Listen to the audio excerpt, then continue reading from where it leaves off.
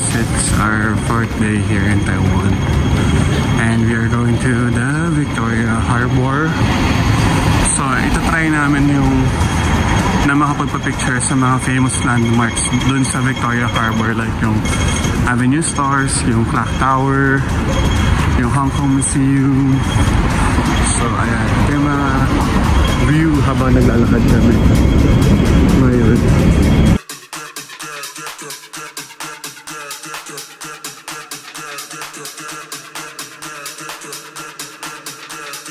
Okay, so nandito na kami, nakatawid na kami sa Victoria Harbor. Medyo from here, nararamdaman ko na, nakikita ko na, naaaninag ko na from here yung harbor, yung dagat. Nice. Cute ng park na to. Parang ako nasa pool.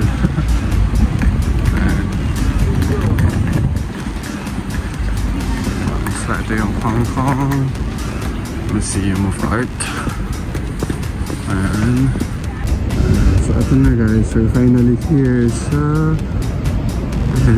Victoria Harbor. Ito na ata yung Avenue of Stars. Puntahan natin kung anong statue. Film Awards statue. And this is the Film Awards statue.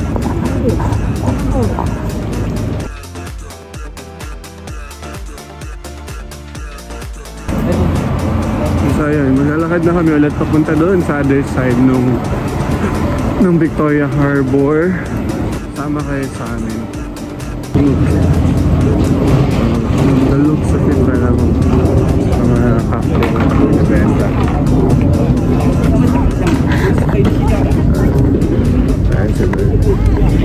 Marami pa rin turista dito kasi Chinese New Year pa. Ito yung famous na hall saan makarami kayo nakikita nagpipicture. Yan yun. At ano ba to? Ano ito yung pinaka-museum nila? Hong Kong Museum ba to? Or isa to sa mga nakikita namin lagi sa IG kapag mga nag-Hong Kong mga friends namin. And so after namin mag-take ng photos dito sa parang museum din nila, ayan, umakit kami dito kasi parang may hagdan naman here. So we'll check kung ano meron dito. Baka may mas better view pa nung Victoria Harbor. Ayun, sabi ni Bren nakita na niya yung Clock Tower, which is eto na. Ayan. It's one of the landmarks din dito sa Hong Kong. Yung Clock Tower. Pababa na kami, oh.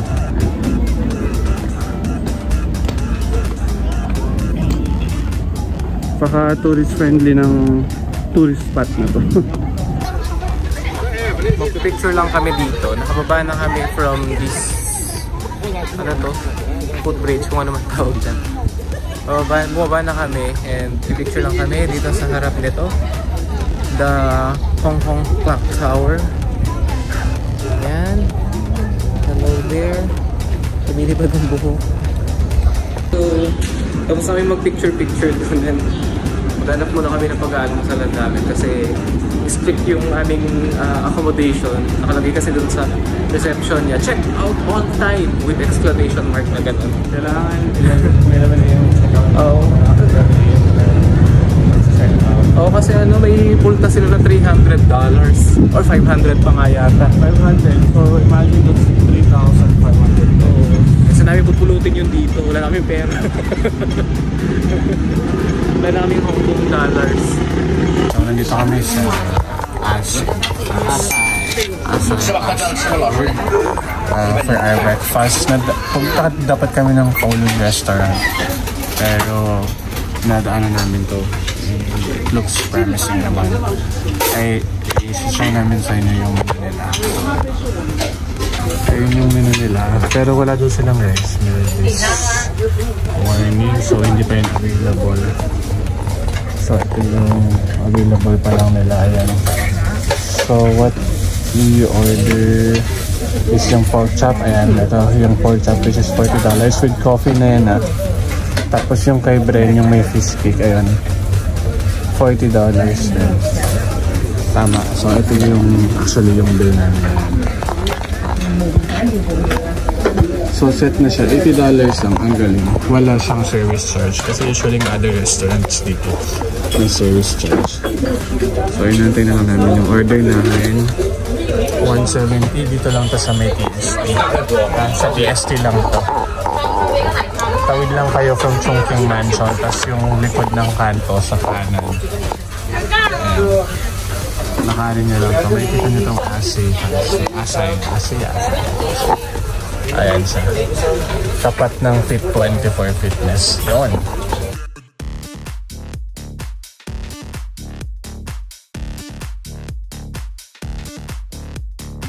This is unexpected. Ang laki ng ng serving. For reference, ito yung kamay ko. Yan yung bowl niya. And like, yung kamay. Ganyan kalaki yung pork chop niya. Malaki yung pork. Oh, this is $80. So far, ito yung pinakamura na kainan namin. Happy. Happy.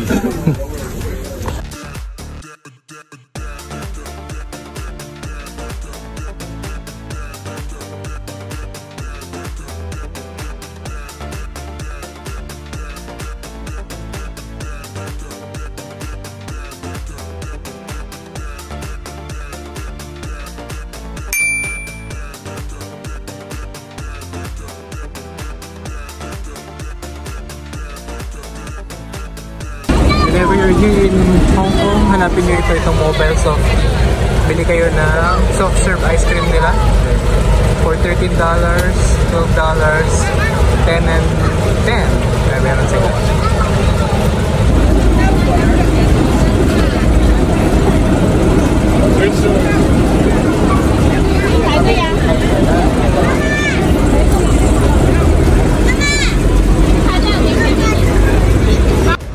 So, our last day here in Hong Kong, bumalik kami dito ng Australia Dairy Company. It's still closed. Kaya, hanap ulit kami ng pagkainan na lang na iba. Ito na lang, dito na lang kami. Mukhang masarap naman yung ano. Naman alam po anong pangalan nito. Kaso na octopus and credit card payment, okay naman. May nakacash pa naman tayo.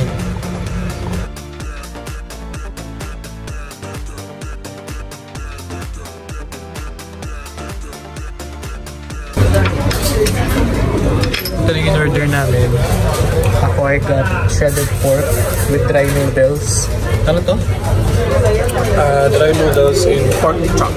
With pork chop and dumplings in soup. Yun siya.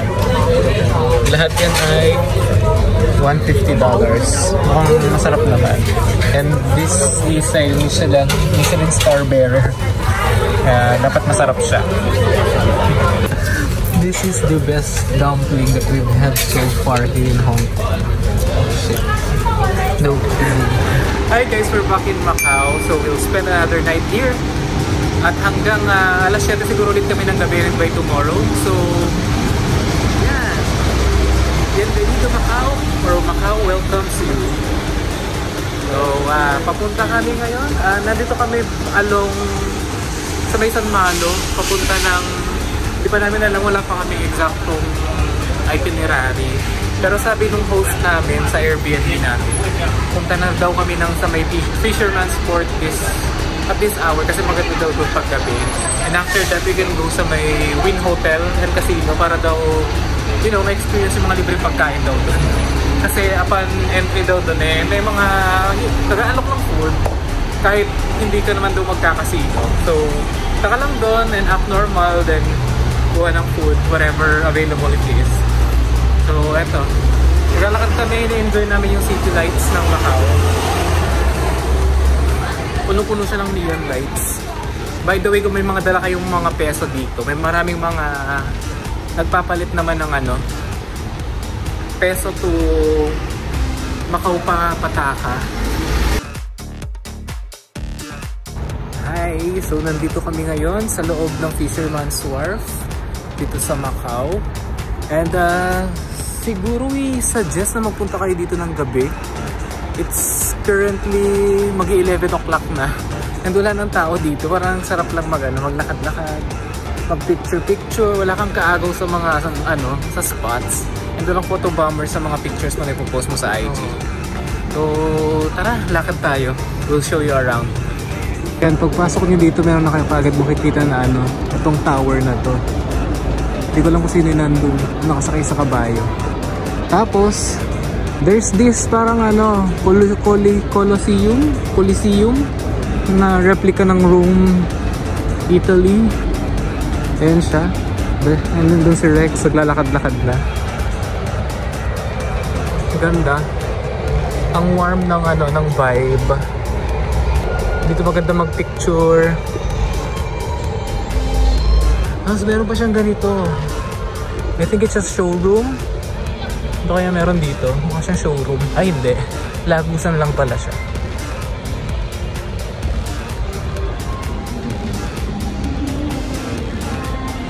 Dito yata yung pagpicturan dito sa bilog na yan.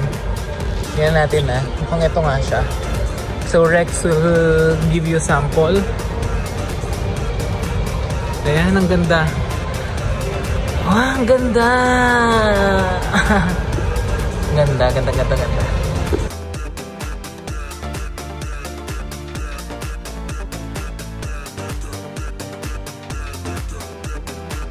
Hi guys! So, nandito kami ngayon sa Macau, specifically doon sa mga famous tourist spots dito.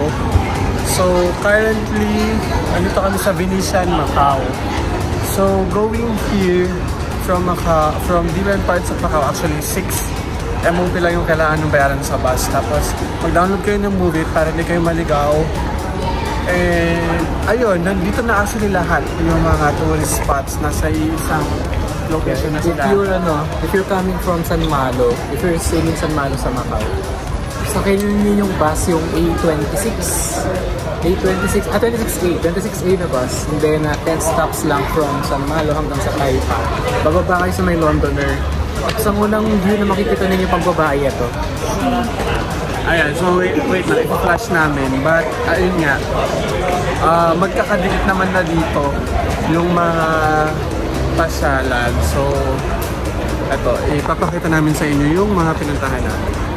So, kanina bumaba kami doon dyan sa Londoner. And so, yan yung una yung pwedeng mapag-picturean actually. Tapos yung tapat niya, eto, nandito kami ngayon sa Venetian, Macau. Ayan. So, wala pa kami dun sa may parang pool area na may mga bangka-bangka. Pero, mamaya pupunta na kami dun. Tapos, sa tapat lang na itong Londoner, makikita nyo na yung Parisian. So, hindi lang kita dito. Pero, kung nakikita nyo yung tower na yun. Ayan, yan yun. Tapos, ano pa ba yung meron dito? Londoner, Four Seasons, Parisian, Venetian. Ayan, ito naman yung mga, yun lang naman magkakatabi na lahat dito. Sobrang worth it din puntahan para magpa-picture. Tsaka ma-feel mo na you are a tourist. Ayun, so part ng Venetian Macau. Ito na yung part ng Venetian Macau. Lagoon. Ay, hindi siya lagoon. Kasi lang siya, parang fountain lang siguro siya. Nagtitindihan. Doon pa siguro sa loob yung pinakalagoon. Yung pinakalagoon nila. Ayan, kung makikita nyo, daming tao na. Daming tao ngayon actually. Tumatawid na kami sa bridge connecting these three. The Parisian, the Londoner, and now nasa Venetian Macau. Diba parang in a day, makakapunta ka na ng 3 cities in Europe. Actually, kahit kalahating araw lang, kaya mo na siyang puntahan eh. So, ayun. Puntahan lang namin yung Venetian Macau. Update namin kayo, guys. Pasok na kami ng The Venetian. Is at the end of the, ang tawag doon, tulay. Ito na sila. Ang bababa pa kami, another escalator going to the Venetian. Ang gaganda naman ng mga structure dito. Architecture, the buildings but not the crowd. Jerry's. Look. Ganda. Kahit siguro isang araw kayo dito, hindi na matatapos mag-picture, lalo na kung kasama niyo yung mga tita niyo, yung mga mama niyo.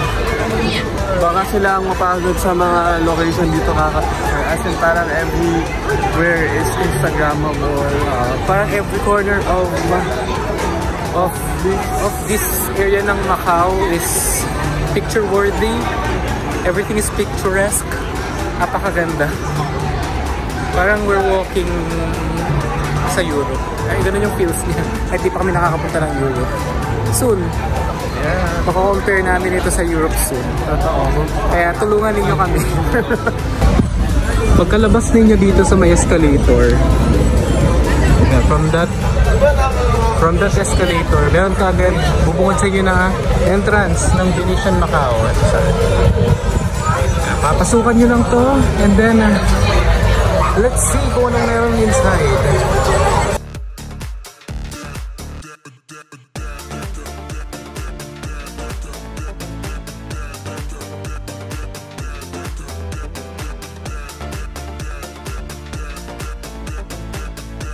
Kaya if you're going to the Grand Canal na, hanapin nyo lang itong sign na to, the Grand Canal Shops. Sakay lang ng elevator to level 3, and then doon na down.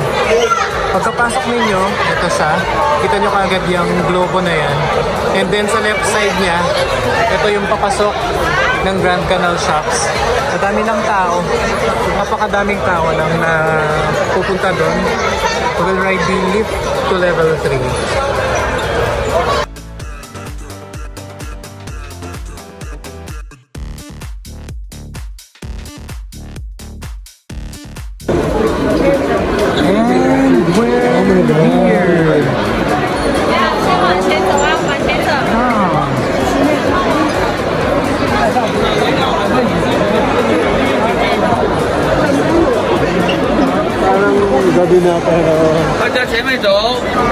Ang galing, ang ganda ng vibe dito. Para siyang parang alam mo yung feeling na paggabi na, tapos yung sky.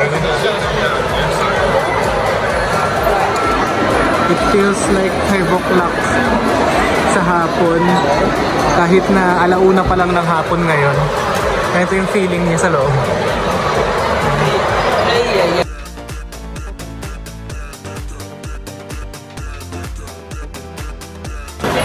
Ayun, siguro that wraps up our tawag dito, ang visit namin sa Venetian Macau. Hinanap lang talaga namin yung Grand Canal para makapagpa-picture and appreciate yung ganda niya, yung view. Okay, I think that wraps up our adventure here in Venetian Hotel sa Europe. Tatlong cities dito sa Venetian Macau. And babalik na kami ulit ng San Malo sa other side ng Macau.